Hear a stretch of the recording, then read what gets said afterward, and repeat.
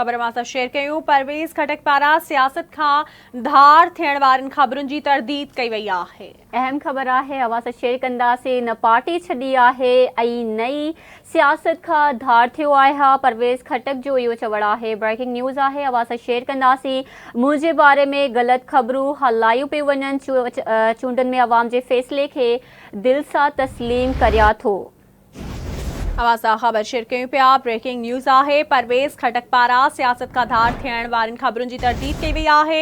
परवेज़ खटक जो चवणु आहे त मुंहिंजे बारे में ग़लति ख़बरूं हलायूं पियूं वञनि। चूंडुनि में अवाम जे फ़ैसिले खे दिलि सां तस्लीम कयां थो। न पार्टी छॾी आहे, न ई सियासत खां धार थी रहियो आहियां।